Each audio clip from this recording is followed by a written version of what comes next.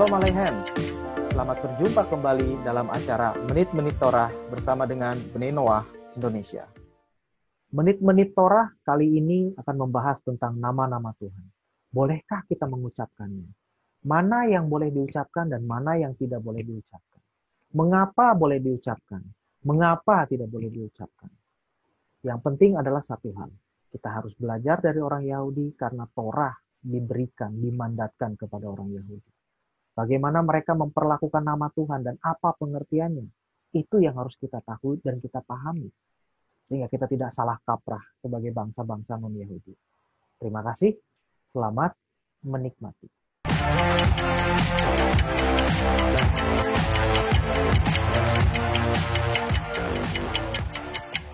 Nah, ini terkait berikut pelajaran berikutnya. Sambil kita bahas maju, Shemot 3 ayat 13, ini terkait nama Tuhan. Nah, ini akan sangat luar biasa juga. Oke, nah, ini kita fast forward sedikit untuk memberikan background. Setelah peristiwa burning bush itu, ya, lalu terjadi argumentasi, tentunya kan kita sudah tahu, antara Moshe dan Tuhan. Nah, lalu di ayat 13 ini berkatalah Moshe kepada Elohim kan, dikatakan apa? Vayomer Moshe Elohim. Ya, hine. Lihatlah. Oke. Anochi fa'el bnei Yisrael. Lihatlah aku datang kepada bnei Yisrael. Oke, dikatakan apa? Fa'amarti lahem. Elohei avoteichem shelachni. Dikatakan apa? Dan aku berkata kepada mereka, Elohim nenek moyangmu.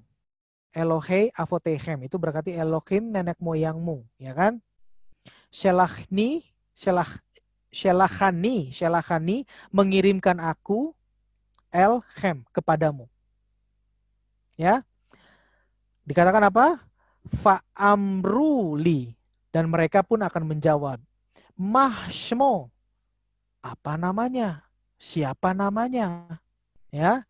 Mah Omar Elohim. Bagaimana aku harus menjawab mereka? Eilechem, bukan Elohim, Eilechem. Mah Omar Eilechem. Bagaimana aku harus menjawab mereka? Nah, jadi di sini terjadi sebuah diskusi antara Hashem dengan Moshe. Lalu Moshe berkata bahwa oke, engkau mengutus aku kepada Bani Israel. Terus ketika mereka menanyakan namanya, bagaimana aku harus jawab mereka, gitu kan? Nah, di sini saya akan bahas mengenai nama Tuhan. Nah, ini banyak sekali orang yang pemahamannya itu meleset gitu ya. Ya entah meleset sendiri atau memang ngikutin orang lain yang memang pemahamannya udah salah gitu terkait nama Tuhan. Kita bahas step by step dan saya harap ini bisa menjelaskan terkait dengan nama Tuhan. Nah, ini juga termasuk menjawab dari pertanyaannya Bro Anung ya, Pak Anung di dalam grup yang berkata, nama Tuhan gimana gitu? Apa sih segala macam seluk-beluknya? Nah, ini kita akan bahas di sini. Oke? Step by step. Yang pertama perlu dipahami. Nama, kita semua setuju ya, adalah identitas atau alat untuk mengenal. Betul. Itu nama. Oke? Nama manusia itu digunakan untuk mencocokkan pemahaman. Itu manusia. Ingat, ini saya katakan nama manusia. Jadi misalnya, Budi. Budi yang mana? Budi yang mukanya begini. Kita kan juga punya pemikiran kan. Ketika kita dengar, misalkan saya nih lagi ngomong sama siapa? Sama Pak Julianta, sama Pak Anung, Pak Yerik, Bu Sandy, siapapun lah di sini. Pak, kamu kenal nggak dengan si Budi? Si Budi itu loh. Lalu di dalam benaknya yang saya ajak bicara, Pak Yerik, Bu Sandy, atau Pak Doni, siapapun lah ya, Pak Joni, ketika saya bilang, Pak Joni, Budi, ingat si Budi nggak? Gitu. Pasti di dalam benaknya Pak Joni ya, yang saya ajak bicara, langsung dia benaknya itu, pikirannya itu langsung seperti kayak menampilkan wajah-wajah Budi yang dia kenal. Kalau ada banyak Budi. Kalau cuma hanya ada satu Budi yang dia kenal, pasti langsung munculnya wajah itu. Ya jadi nyocokin gitu kan. Budi itu yang mukanya begini. Bener nggak? Gitu kan? Ya, bukan Budi yang lain gitu kan. Nah, itu buat manusia. Ya. pemahaman nama manusia ini tidak bisa diterapkan untuk Tuhan. Nah, kalau kita pakai pemahaman manusia, kalau kita bilang nama Tuhan, terus kita langsung nyari juga Tuhannya yang mukanya kayak gimana ya, itu nggak akan bisa nyambung gitu loh. Itu pasti akan salah dan misleading. Nah, untuk itulah orang-orang yang istilahnya masih dalam pemahaman lama, itu selalu oke, nama Tuhan. Tuhannya Tuhan yang mana dong? Yang bentuknya kayak apa? Yang kumisan, yang jenggoten, yang rambutnya panjang, atau yang bagaimana? Atau yang botak, atau yang bagaimana? Ya kan? Nah, jadi sekali lagi saya selalu berkata bahwa ketika dengan nama Tuhan, itu nggak bisa pemahaman manusia itu diterapkan. Beda. Nggak bisa. Ya, kalau kita dengar nama Budi, langsung mikir kita yang mukanya begini. Si Budi yang mukanya begini, yang ada tai lalatnya misalnya, atau yang bagaimana gitu loh. Oh, yang potongannya belah dua, atau yang potongannya yang nggak punya rambut gitu, whatever it is gitu kan. Oh iya, yang Budi itu deh gitu. Nah, itu tidak bisa diterapkan kepada Tuhan. Kenapa? Karena Tuhan bukan manusia, beda. Nah, jadi nama Tuhan ini memerlukan pemahaman yang beda. Jangan menggunakan konsepnya manusia. Jangan menggunakan konsep kita ketika kita menerapkan nama terhadap sesama manusia. Ya kan? Itu beda banget gitu loh. Nah, again, ini saya harap step berikutnya ini, step kedua ini kita bisa pahami ya, bahwa nama Tuhan itu tidak bisa seperti manusia yang fungsinya adalah untuk mencocokkan pemahaman. Enggak seperti itu. Oke? Kita maju ke step berikutnya. Kita percaya bahwa nama adalah sifat, atribut, dan karakteristik. Betul, ya kan? Pasti dong. Nama itu adalah sifat, atribut, dan karakteristik. Nama manusia itu adalah harapan. Ya, karena diberikan ketika bayi belum bisa melakukan apa-apa. Makanya sering dikatakan nama adalah doa. Nah, itu betul. Jadi ketika ada orang diberi nama Budi, si orang tuanya itu berharap bahwa orang ini memiliki budi yang baik. Ya, memiliki budi pekerti, yang luhur segala macam gitu kan. Ada yang dikasih nama mungkin apa? Selamat. Ya, itu doanya orang tuanya. Karena orang tuanya itu berharap nih anak ini akan selamat. Apapun yang terjadi selamat gitu loh. Ya, itu kan harapan, itu nama manusia. Nah, sekali lagi itu nama manusia diberikan ketika dia belum bisa melakukan apa-apa. Dia masih bayi kok, ya kan? Begitu perut laki-laki nama yang cocok apa ya? Kira-kira apa ya? Ya inilah gitu loh. Doanya ataupun harapannya daripada si orang tua kepada si bayi tersebut. Joy namanya mungkin, happiness gitu kan, atau happy, kan ada orang yang diberi nama happy karena dia mau anak ini happy terus gitu. Harapan. Nah, itu manusia, ya. Itu manusia. Oke. Nah, saya sambil cek apakah ada. Oke. Kita lanjut. Kalau nama Tuhan itu adalah bukti. Ini sekali lagi nih bedanya. Nama Tuhan itu adalah bukti.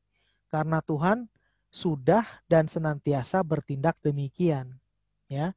Kalau Tuhan dikatakan perkasa, ya dia bukti kok, memang kita sudah membuktikan. Nanti kita lihat lagi berikutnya ya, seperti apa. Oke, paham ya? Jadi jangan pernah mengasosiasikan ketika ada nama Tuhan, terus yang mukanya kayak gimana? Nggak bisa, nggak bisa. Itu nggak, it doesn't work like that. Itu nggak akan bisa seperti itu. Lanjut ya, makin menarik nih. Saya harap agak bersabar karena kita tadi mulai agak terlambat. Saya harap kita bisa lebih saya akan sesegera mungkin membahasnya. Oke. Nah, beberapa nama Tuhan ini penting. Yang pertama ini adalah apa? Yud Hei Vav Hei. Ini adalah tetragramaton. Disebut Shem Hameforash. Ineffable name. Nama yang tidak boleh diucapkan. Nah, orang Yahudi mengucapkan apa? Hashem. Yaitu apa? H itu adalah the. Shem itu adalah nama, name, the name. Jadi maksudnya ketika orang Yahudi berkata bahwa Hashem, dan itu pun juga kita ya harus biasakan diri karena kita juga harus melakukan hal yang sama. Ketika kita bicara Hashem, itu berarti kita merujuk kepada ini. Tetragramaton ini, Yod, Hei, Vav, Hei. Nah, ini artinya sebenarnya apa sih? Seperti ini. Sekali lagi, nama tadi apa? Atribut. Nah, atribut apa yang dimanifestasikan dari nama ini? Ya, kita lihat. Kekekalan. Karena Yod Hei Vav Hei ini adalah singkatan daripada apa ini? Hayah, Hove, Yihye. He was, he is, and he will be. Jadi ini kekal. Dia ada di masa lalu, Tuhan. Dia sekarang ada, dan dia juga nanti akan di masa yang depan juga ada di sana. Artinya Tuhan itu tidak terbatas oleh ruang dan waktu. Kekal. Hayah, Hofeh, Yihye. Oke? Itu yang pertama, atribut yang dimanifestasikan daripada nama yang terdiri dari tetragrammaton ini, empat huruf ini. Ya. Yang kedua adalah senantiasa ada. Jadi nggak bisa kita berkata bahwa gua hidup tanpa Tuhan deh, sedetik aja. Nggak bisa kok. Faktanya nggak bisa. Karena Hashem itu, Tuhan itu senantiasa ada dan relevan. Yang penting ini, relevan. Timeless. Dia tidak terbatas oleh ruang dan waktu, dan dia relevan buat kita senantiasa. Itu atribut yang kedua. Nah, atribut yang ketiga adalah belas kasihan. Compassion, mercy. Jadi ini yang direpresentasikan dengan nama tetragrammaton ini. Ya. Nah, atribut inilah yang paling mendeskripsikan pribadi Tuhan. Maka dari itu disebut Shem Hameforash. Kita nggak boleh sebut namanya dengan sembarangan. Yang dikatakan bahwa jangan menyebut nama Tuhanmu dengan sembarangan, itu adalah ini, nama yang ini. Tidak boleh disebutkan. Nah, kalau kita sudah belajar Ibrani dan ada juga orang-orang yang sotoy, yang sok tahu, bukan dari kita tentunya, tapi dari tetangga sebelah, kepercayaan sebelah itu, tapi yang bisa belajar bahasa Ibrani karena dia belajar, lalu dia melihat kitabnya orang Yahudi yang kita punya Humas tuh, yang warna biru, terus dia lihat, di sini ada cara bacanya. Kalau kita lihat di sini kan ini kan kelihatan kan. Ini kan ada nikudnya kan. Nikudnya itu kan sebetulnya nikudnya adalah vokalnya. Jadi ketika seperti ini, kita jangan ambil contoh ini deh. Nah, seperti ini. Ini hey, di bawahnya nikud A. Jadi dibaca apa? H. Ini y, diberi nikud A. Dibaca juga apa? Ya. Nah, ini hey tanpa ada apa-apa. Artinya dia konsonannya saja. Jadi ketika kita menemukan seperti ini, maka dibacanya hayah. Nah, orang yang belajar bahasa Ibrani bisa. Nah, dia dengan sotoy itu dia berkata bahwa, ini cara bacanya seperti ini nih. Nah, ini nih makanya ini cara bacanya ini ya, ini gitu loh. Makanya itu mereka itu dengan sangat-sangat bangga berkata bahwa kita sudah menemukan nama Tuhan. Enggak seperti itu. Dan sebetulnya nikud ini itu juga bukan nikud sebenarnya. Orang Yahudi tidak akan sembarangan, para rabi tidak akan sembarangan untuk menuliskan. Perlu dipahami bahwa di dalam Sefer Torah, gulungan Torah, itu tidak ada nikud. Jadi semua itu huruf gundul dalam tanda petik ya, tidak ada vokalnya. Nah, tetapi di sini di versi yang tercetak atau Humas, 5 kitab Torah yang dicetak itu disebutnya Humas, itu diberi cara baca, diberi vokal. Nah, vokal ini ditaruh itu bukan sembarangan. Justru ini bukan vokal yang benernya. Jadi ketika nama ini hanya boleh disebutkan oleh Kohen Gadol, oleh imam besar setahun sekali ketika hari raya Yom Kippur. Ya. Nah, nama ini cara pronunciation-nya termasuk juga vokalnya itu bukan ini vokalnya gitu loh. Jadi ini memang ditulis sengaja untuk menyesatkan. Jadi untuk biar istilahnya kalaupun orang yang sok tahu seperti itu menyebutkan, itu mereka nggak akan dipandang bersalah karena emang itu bukan gitu loh, bukan cara penyebutannya ya. Jadi saya suka geli ketika ada orang yang wah kita sudah yang terutama gerakan pengagung nama itu loh, wah kita menemukan ini namanya ini, kita harus sebutkan gini. Enggak, itu nama yang salah, itu penyebutan yang salah gitu. Jangan sok tahu gitu dan jangan keluar dulu lah gitu, kira-kira seperti itu ya. Anyway, apapun itu yang perlu kita pahami adalah atributnya ini, dan ini adalah atribut yang paling mendeskripsikan pribadi Tuhan. Kalau kita mau merujuk kepada pribadi Tuhan ataupun atribut yang ini yang tetragrammaton ini, kita bisa menggunakan nama sebutannya adalah Hashem, the name ya, seperti itu, dan itu sudah cukup, dan itu pun Tuhan tahu, dan makanya selalu kan saya berkata bahwa Hashem seperti itu. Nah, kenapa kok Hashem? Kenapa kok nggak pakai nama yang lain? Nanti kita akan bahas. Oke, yang kedua adalah salah satu nama Tuhan ini contoh aja adalah Elohim atau Elokim. Nah, Elokim ini istilahnya out of reference gitu ya. karena Hei itu adalah termasuk salah satu daripada 4 nama Tuhan ini yang ineffable atau tidak boleh disebutkan, maka orang-orang Yahudi juga karena respect, huruf Hei ini juga di dalam sini tuh diganti dengan K. Jadi sering dibacanya adalah Elohim, seperti itu, out of respect, karena hormat, karena tidak mau sembarangan juga. Oke. Ya, jadi jangan bingung kalau ada yang nyebut Elohim gitu, itu karena seperti itu. Nah, apa atribut yang dimanifestasikan dalam nama yang Elohim ini, ya? Yang pertama adalah power, kuasa. Elohim itu power, kuasa. Yang kedua, justice, keadilan. Dan yang ketiga adalah judgment, penghakiman. Jadi ketika Torah menyebutkan bahwa ini adalah Elohim, itu ya salah satu atau ketiga-tiganya yang sedang dimanifestasikan. Yang paling mudah itu seperti ini. Ya, di dalam kitab Bereshit pasal pertama ayat yang pertama, bunyinya apa? Bereshit bara Elohim et Hashemayim ve'et haaretz. Dikatakan bahwa in the beginning, saya kok jadi geli karena ada meme yang orang hitam itu yang meleset terus nyebutnya. Jadi pada mulanya pada mulanya Elohim menciptakan langit dan bumi. Dikatakan di situ. Kenapa kok bukan Hashem? Karena atribut yang menciptakan langit dan bumi itu adalah atribut Elohim. Makanya di dalam dunia ini kita perlu pahami bahwa di dalam dunia ini adalah pertama, semua itu atas karena kuasa, power daripada Hashem. Yang kedua, di dalam dunia ini adalah ada justice and judgment. Midah keneged midah salah satunya. Jangan berharap, jangan menganggap bahwa apa yang kita lakukan itu nggak akan ada balasannya gitu loh. Selalu akan kembali kepada kita. Ya, manusia mungkin tidak bisa menuntut keadilan kepada kita karena kita mungkin orang yang berkuasa misalkannya. Tapi jangan lupa Elohim, dia yang benar-benar hakim yang maha kuasa, dia yang akan menuntut kepada kita. Nah, maka dari itu ketika menciptakan langit dan bumi, atribut power, justice dan judgment itulah yang yang membentuk bumi, sehingga bumi itu bisa teratur dan bisa berjalan seperti sekarang ini, ya. Itu salah satu pemahamannya. Nah, jadi ketika kita membaca ada Elohim di situ, berarti kita ingat aja, berarti ini sedang berhubungan dengan power, dengan justice dan dengan penghakiman. Itu aja deh, kira-kiranya seperti itu, ya. Kita lanjutkan. Sadai, nama contoh selanjutnya lagi itu adalah artinya dia yang mencukupi. Sadai itu dia yang mencukupi. Dari pecahan kata si, the one who, dan dai. Dai itu enough, cukup.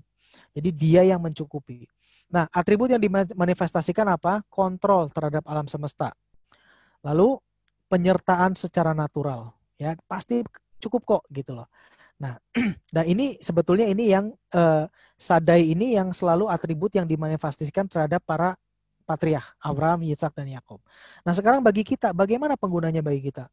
Ada pertanyaan kan tadi Bro Anung, bagaimana kita menyebutkannya? Apakah kita harus berganti-gantian? Kapan kita menyebut Elohim? Kapan kita menyebut Sadai? Kapan kita menyebut El Roi? Kapan kita menyebut El Sefaot? Gitu. Pusing amat ya gitu loh. Enggak seperti itu. Yang bagi kita sebetulnya pertama paling simpel adalah belajar dari anak sulung dari Yahudi. Ya, mereka senantiasa menggunakan Hashem. Ketika merujuk kepada Tuhan, mereka perhatikan deh. Para rabi ketika mengajar selalu berkata Hashem, Hashem, Hashem. Tidak pernah dia mengatakan Elohim. Tidak pernah dia mengatakan Shaddai. Enggak pernah kok.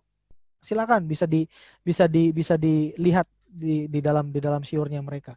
Nah, sekarang kenapa kok para orang Yahudi itu selalu dan para rabi selalu menggunakan kata Hashem ini?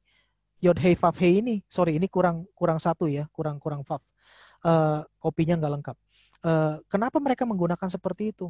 Itu karena nih senantiasa mengharapkan atribut Tuhan yang kekal, yang senantiasa ada dan relevan bagi kita, dan belas kasihan yang senantiasa akan berlaku bagi kita. Ngerti nggak? Jadi ketika kita selalu menyebutkan nama Tuhan yang atributnya itu penuh belas kasihan, yaitu Hashem itu tadi, Yod Hei Vav Hei, maka itu akan senantiasa berlaku bagi kita. Kita kan nggak akan mau kan, dikit-dikit Hashem yang strict gitu loh, oke? Mau kita punya Tuhan yang modelnya kayak gitu. Walaupun sebetulnya ini salah satu karakteristik Tuhan juga, tetapi itu kan bisa dimainkan. Dalam arti Tuhan itu bisa menampilkan karakteristik yang penghakiman, bisa menampilkan atribut Dia yang belas kasihan. Nah, sekarang tinggal kita yang memilih mana yang mau kita hadapi. Atribut penghakimannya yang mau kita hadapi senantiasa nih setiap hari kehidupan kita, atau atribut kasihnya. Kalau saya sih maunya atribut kasihnya dong. Iya kan? Karena gimana pun juga ya lebih enak yang kasih lah daripada hakim, daripada penghakiman. Karena kalau penghakiman kita pasti akan setiap hari akan dihakimi gitu loh. Sementara kita kan juga yang kita mau adalah belas kasihan. Bukan berarti kita maunya semena-mena hidupnya, enggak. Tetapi kita akan senantiasa melakukan hal yang terbaik. Kita senantiasa melakukan Torah, senantiasa melakukan apa yang bisa kita lakukan dengan baik. Tetapi di mana kita jatuh, di mana kita kepleset, di mana kita lalai, kita nggak mau dihakimi, tapi kita mau yang kita terima adalah apa? Belas kasihan. That's why, itulah sebabnya yang perlu kita ucapkan setiap hari dan senantiasa kita ucapkan itu adalah atribut Tuhan yang belas kasihan, yaitu apa? Hashem, Yod Hei Vav Hei. Nah, jadi harapannya paham ya. Makanya dalam setiap percakapan, di dalam grup, dimanapun, saya senantiasa menggunakan kata Hashem. Dari mana? Ya dari orang Yahudi, belajar dari mereka lah. Karena mereka anak sulung dan mereka yang dipercaya untuk mengajarkan Torah, ya kan? Dan ditambah lagi pengertian dan fakta bahwa yaitu tadi atribut belas kasihan yang sedang kita coba terus yang akan kita hadapi. Oke, saya harap di sini paham ya dan jelas terkait dengan nama Tuhan. Oke, agak melenceng sedikit tadi, agak saya spin off, tapi sekarang kita balik lagi kepada Torah. Shemot 3 ayat 13. Oke, apakah namanya? Itu tadi kan. Nah, di sini. Lalu tadi kan di dalam ayat 13 si Moshe berkata kepada Hashem, ya kan? Masmo, apa namanya gitu loh. Terus bagaimana aku menjawab mereka? Nah, lalu di dalam 3 ayat 14 ini Hashem menjawab seperti ini. Vayomer Elohim et Moshe. Dan berkatalah Elohim kepada Moshe, Eheyeh asher eheyeh. Nah, ini yang juga disalah terjemahkan. I am who I am. Aku adalah aku. Enggak seperti itu. Tetapi eheyeh asher eheyeh itu adalah artinya kira-kiranya yang tepat. Bahasa Inggrisnya sih I shall be that I shall be. Nah, saya terjemahkan dalam bahasa Indonesia agar lebih relevan buat kita, itu adalah aku senantiasa sebagaimana aku senantiasa. Ya, seperti itu. Oke? Jadi itulah arti dari, jadi yang ketika ditanya siapa sih namanya, ketika ditanya namanya kan atributnya apa?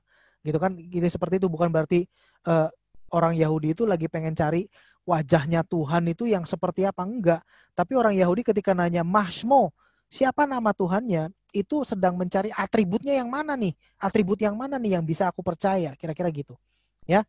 Lalu Tuhan berkata dan menjawab kepada Moshe, yang harus kamu katakan kepada orang Israel adalah Eheyeh asher eheyeh. Aku senantiasa sebagaimana aku senantiasa. Oke, lanjut. Vayomer koh tomar. Dan dia berkata, beginilah kamu harus katakan kepada Bnei Yisrael. Koh tomar lifnei Yisrael. Ya. Eheyeh, aku senantiasa. Shelachani eilechem, yang mengutus aku kepadamu. Jadi dikatakan atribut eheyeh inilah yang mengutus aku kepada Bnei Israel, yang mengutus Moshe kepada Bnei Israel. Nah, eheyeh ini apa? Pemahamannya apa? Eheyeh asher eheyeh. Ya, di sini pemahamannya. Aku senantiasa bersama dengan mereka saat ini. Itu eheyeh yang pertama. Eheyeh asher eheyeh. Ya, eheyeh yang pertama, aku senantiasa bersama dengan mereka, Bnei Israel, saat ini, sekarang, di dalam masa kesukaran mereka di Mesir.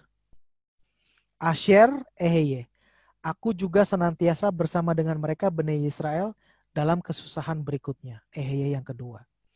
Nah, ya, jadi ini ketika bangsa Israel mendengar nanti ketika Moshe itu berkata bahwa eheyeh asher eheyeh, dan dikatakan bahwa di sini dikatakan bahwa eheyeh shelachani eilechem, Eheyeh lah yang mengutus aku kepadamu, kata Mose kan. Itu bangsa Israel sudah ngerti, oh berarti yang menyertai aku nih yang akan senantiasa bersama dengan engkau. Dan juga bahkan dikatakan Asyar Eheyeh akan ada lagi juga gitu loh penderitaan seperti Mesir ini. Dan Tuhan pun tetap beserta dengan mereka. Hashem tetap beserta dengan mereka. Maka dari itu mereka akan langsung terbayang apa di dalam benaknya mereka ketika dengar Eheyeh Asyar Eheyeh, itu adalah perjanjian yang dibuat antara Hashem dengan siapa? Abraham. Yang ada di dalam Bereshit 15. Covenant between the parts. Jadi apa yang akan dialami oleh bangsa Israel yang dijanjikan kepada Abraham, itu yang akan langsung terbayang oleh mereka. Bukan mukanya siapa-siapa. Ketika mereka nanya, Mashmo, siapa namanya? Dikatakan Eheye, Hasyar Eheye. Itu yang terbayang bukan muka orang yang rambut panjang, yang rambut botak, yang kuncir kiri, kuncir kanan. Bukan seperti itu. Tapi yang mereka bayangkan apa? Perjanjian antara Hashem dengan Abraham di Bereshit 15. Luar biasa ya. Nah ini. Inilah nama Tuhan yang sebenarnya ini. Seperti ini. Nah, atribut Tuhan. Jadi saya harapkan pengajaran ini terkait dengan nama Tuhan bisa memperkuat kita dan kita lebih memahami lagi terkait dengan nama Tuhan yang sebenarnya dalam konteks yang tepat. Oke.